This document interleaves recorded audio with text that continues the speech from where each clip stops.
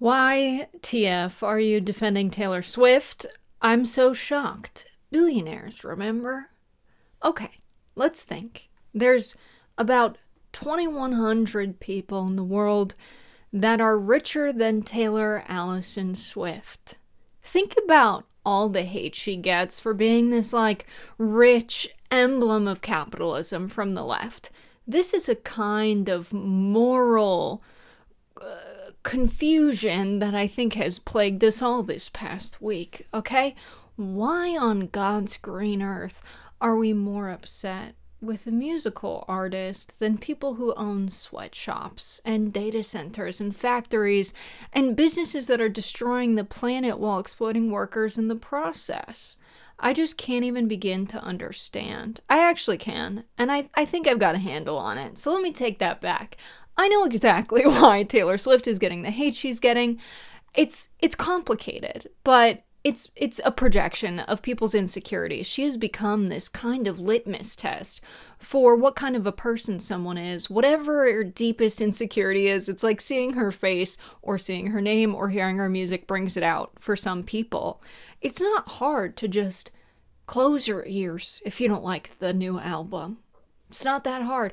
I get that you don't want to see it all over your timeline if it's not your music taste, but that's anything that's popular. That's just being a human in a society. So sometimes things will be popular that you don't like, and you just got to make peace with that. I know it's hard, but people need to make peace with that. And so this idea that she is this uniquely rich and evil person, it's not true. There's a lot of people, like the Kardashians, for example, have been found to use their private jets more than her, but she's become the one that is the target of the, oh my god, we have to stop using private jets. I agree that it's a bad use of fuel and emissions, etc. But I really think it's about how she looks, partially. I think that she looks like someone who might have been a mean popular girl in high school, and that can be triggering for people. But at this point, anyone who's formed a political opinion enough to identify as a leftist has lived enough life to know that we should judge people by their actions, not how they look. And I think that maybe is lost a little bit. Like I get that too on my page. I'm a socialist who believes in a democratic economy, right? I get people on my page all the time like, oh, you grew up with money, and yet you identify as this. First of all, unlike a lot of the other leftist content creators and influencers and journalists, I didn't grow up with money. But I get the hate for it, which is interesting. And not so different from the fact that Taylor Allison Swift is over level 2,000 of richest people but gets so much hate for being rich. We gotta look into who those other 2,000 guys are. If you can't name them, I don't want to hear you complaining about how much money she has. You can say I believe in a wealth cap and no one can have $1 billion, but don't make her the face of capitalism just because she triggers you, right? Anyway, I grew up very working class. My parents don't have college degrees. I started working at 14. I became the first in my family to go to college. My parents lived in an unfinished attic to give me and my sister our own rooms. We lived in a 765 square foot house in the town where they filmed Maury and Jerry Springer. Okay? That's a little bit about me. But I still get hate like, oh, this Ivy League privileged girl. I got a comment about the Taylor Swift stuff this week. I can tell you grew up in Iowa. I don't talk like this because I grew up in Iowa, because I didn't grow up in Iowa. I grew up a 50-minute train ride from Manhattan in Stamford, Connecticut, and I always say I grew up outside of New York City because Stamford may as well be another borough because it has its own New York comedy club. That's how close it is. Many people commute there. Anyway, I get hate for being privileged even though I did not grow up with money. Frequently ate microwave nachos for dinner. I put in years. It shaped every part of who I am growing up working class, and I get hate for being privileged. So I think it's a lack of discipline, honestly, that so many chronically online people feel this way. It's also misogyny, right? The idea that this woman has control over her masters now and has risen to this level of fame despite many efforts of powerful men to keep her down. Just consider the fact that she's number 21 in self-made women billionaires in the United States, but over number 2100 globally. That's how many more rich dudes there are than women, and for some reason we recognize her because of her music, because of her fame, because they want to paint her in controversial ways and in the news. People know who she is, so she gets more hate. I think that has more to do, honestly, in my heart of hearts, because she's a woman. And I'll just say that. And you can be like, oh, it's always about feminism. This time it is. It really is. And I don't even talk about feminism that much, but I think people have gotten sick of having conversations about feminism. It's true, there are people who say things are an ism when they aren't, but this time it is. We don't see anyone else get this level of controversy for doing the same stuff. So basically, I think everyone who has been complaining about her in the way of like, you can't be a leftist and like her, saying she's MAGA. She endorsed Kamala Harris and had voter registration drives at her shows or on her social media. Meanwhile, you've got other musical artists that refuse to endorse, that don't get as much hate as her because they feel more leftist, and it's mostly about how they look. We've got to get past how people look. There are a lot of Nepo babies that try to look edgy and try and make it seem like they grew up working class and they didn't. It's really bugging me lately, especially when those people are not Swifties like me. It's like, come on, man. Anyway, someone else just straight up said, trolley dilemma. Save Taylor Swift or leftists, average people just trying to survive. I would like everyone to know that I was filming for a documentary on tenants unions in Kansas City when this album dropped. I listened to it from a hotel room, exhausted. Okay? You don't have to pick. You can have joy at the end of the day listening to Taylor Swift while literally spending your entire day fighting to save everyday people from corporate landlords and telling a story that never gets told by the media. Like, you can do both. It's not hard. And so I think people are frustrated in their lack of options to have power and agency, and having this moral superiority and making this commentary online is scratching an itch that they have for a better society. But we got to get there through doing the actual work, not being an asshole on the internet. So that's how I feel about that. Trolley dilemma solved. Is the hatred of Taylor Swift actually about class politics, or is it sexism? There's your answer. So the question, as a leftist, do you believe it's possible to separate the art from the artist? Yeah. I mean, some people I have a hard time with. Some people have a hard time doing that because they are so loudly horrible.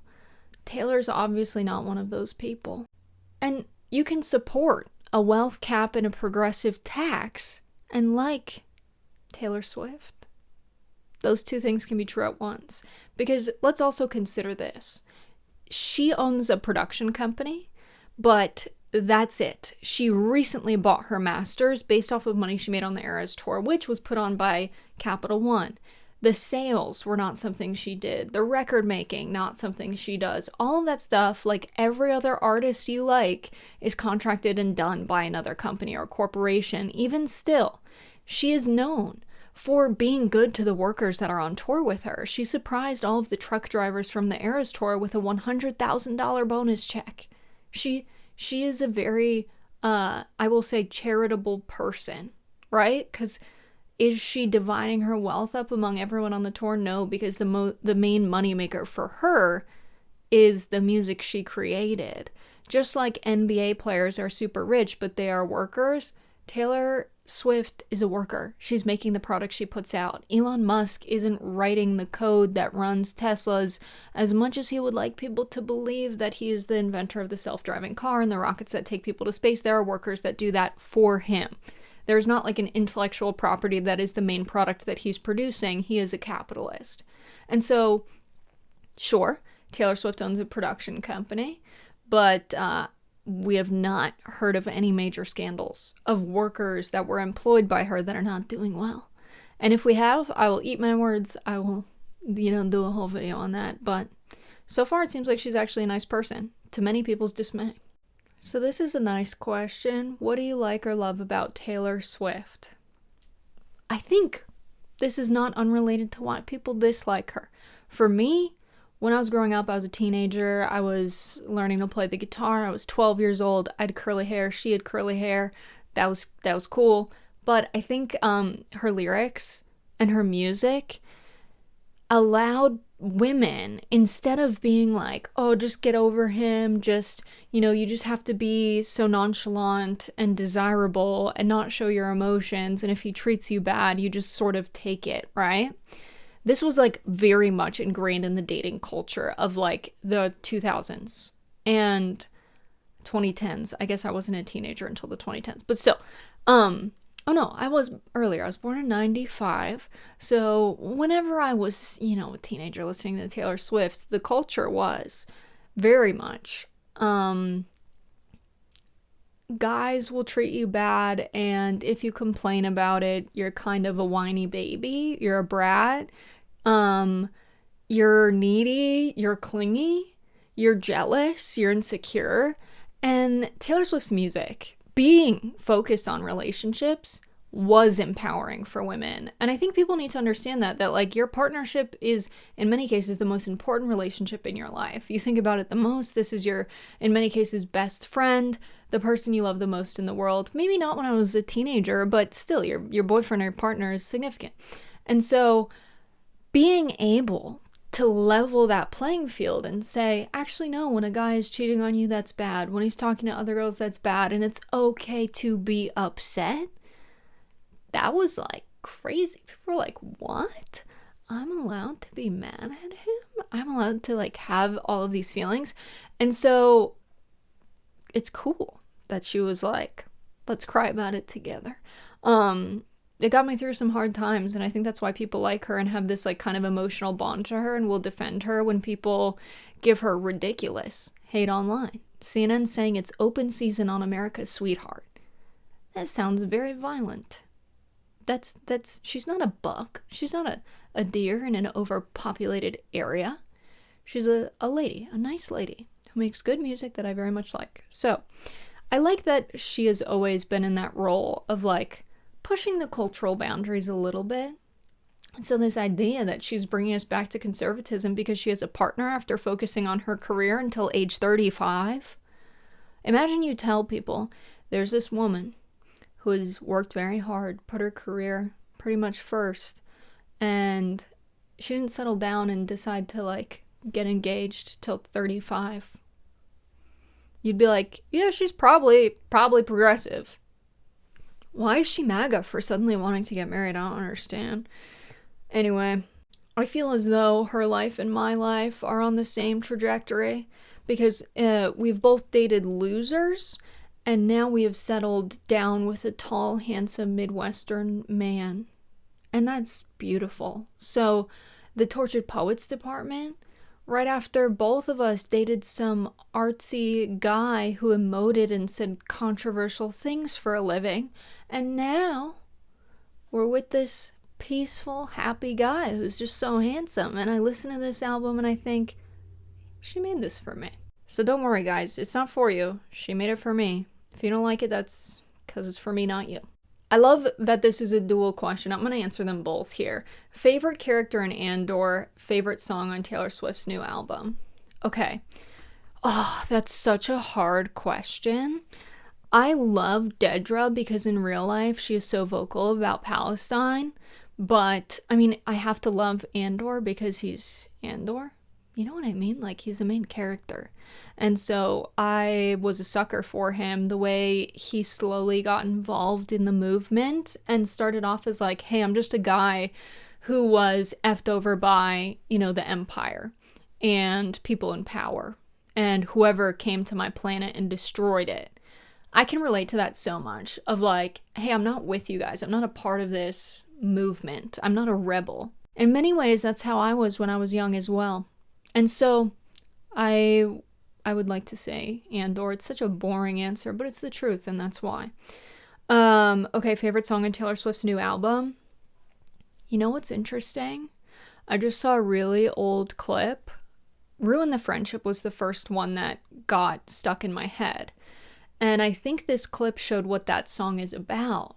She was 21 and she flew home for a funeral for her friend who had passed. And so, I don't know. Listen to the song again with that context. Let me know what you think. But I love Opalite. Some people hate it because they would like to believe she is dumb rather than funny. Because the lyrics of this song are ironic, they're satirical. She's like being silly, making fun, showing up a mirror of like, look at what our culture's become. And so canceled. Yeah, canceled. I actually really like. Sorry. Cancel me. Did Taylor Swift use AI in her videos? Okay, so people think that she lost 1 million followers because people didn't like the album. No. This was a concerted effort by the Swifties to say we don't want you using AI in the video because there's a few clips where it's like a horse or something, and it looks like AI. And so I don't think Taylor was like, let's put some AI in this. I want to use AI. She had a hand-painted set for a lot of the Ophelia video scenes. I don't think she's super pro AI. People were saying the album was written by AI. That's ridiculous. Anyway, they also said it was written by Joe Alwyn. When has a man ever switched up the type of music he was making? And people are like, I think his ex-girlfriend wrote his last album. Also, people did this with every single album she came out with. 1989, it was like, or Red rather, it was like, what the hell is this pop stuff? 1989, what the hell is this pop stuff again? Plus, what are these lyrics? I remember listening to Shake It Off in the bar with my coworkers when I was, a shot girl, selling shots off a tray and serving food in a pub in downtown Stamford, Connecticut. I actually saw them filming Maury in the alleyway. And they were like, say that again, but louder. And I was like, oh my God, Maury's fake? Mind-blowing. But where was I? AI in the videos. How did we get here? Anyway,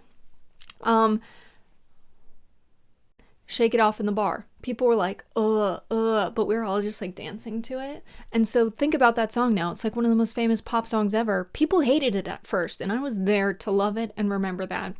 Same thing with this. People are going to love it in a few months, and it's really annoying. People hate it now, but I think the AI criticism is valid. I think we should pressure artists and like unfollow them to send a message like, hey, this is coming from us. We don't want you to use AI. Whoever made this decision, maybe tell them to stop doing that. Thank you. So she may have. We don't know.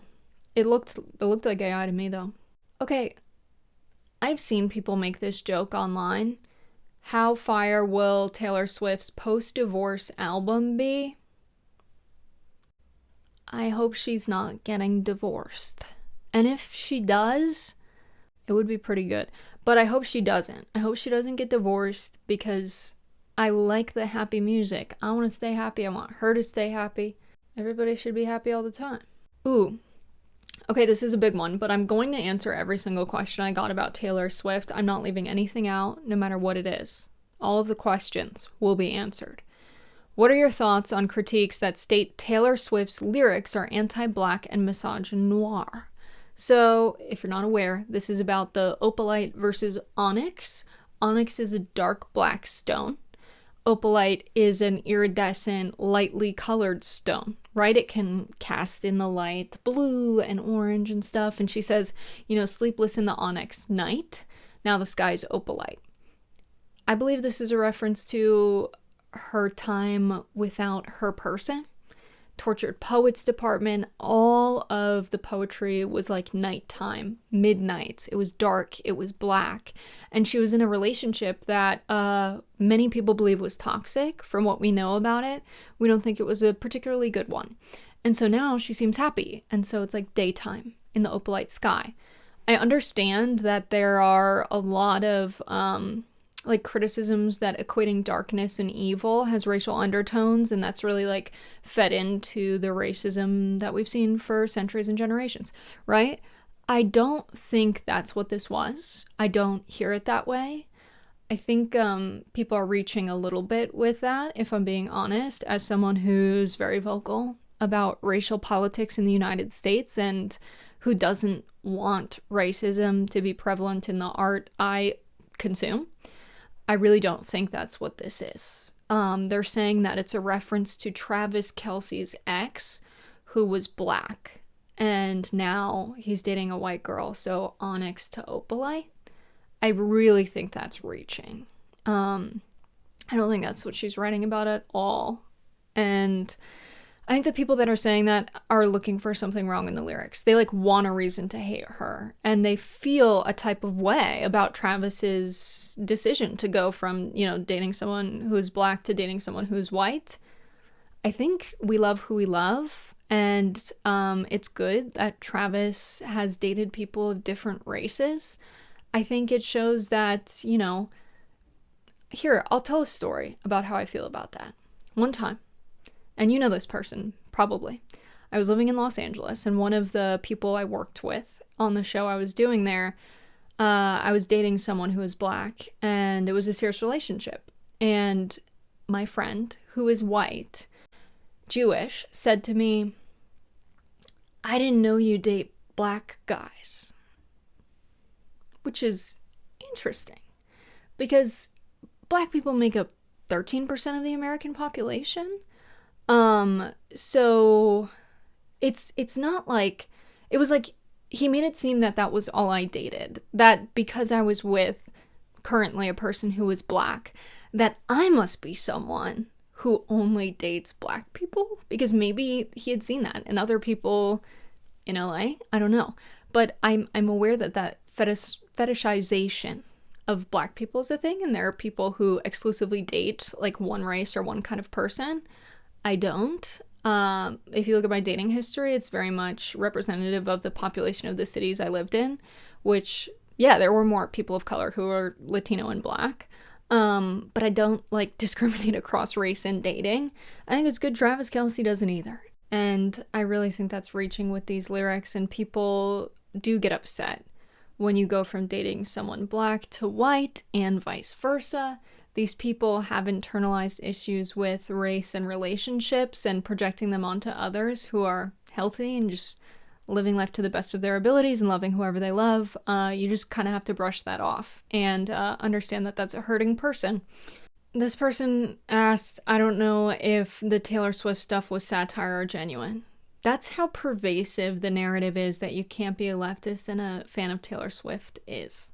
So I'll leave it at that. I can't believe how many people were surprised that I like Taylor Swift, but I really believe we need to move past this place of purity testing and making people hate things. Or it's not enough that you hate it personally, you want to make them feel bad for liking it. And I'm sorry, but anyone who's spending time on this Taylor Swift thing, when they could be spending breath educating other working class people on how we're being exploited, that's what I do when I'm working, and in my free time I enjoy things like Taylor Swift. But there are people who freaking clock in to engage in the latest culture war and shame people for their likes and values. Ask yourself if that's useful in creating a true leftist coalition, and anyone who is not fighting for a world of justice and a world where we have a democratic economy.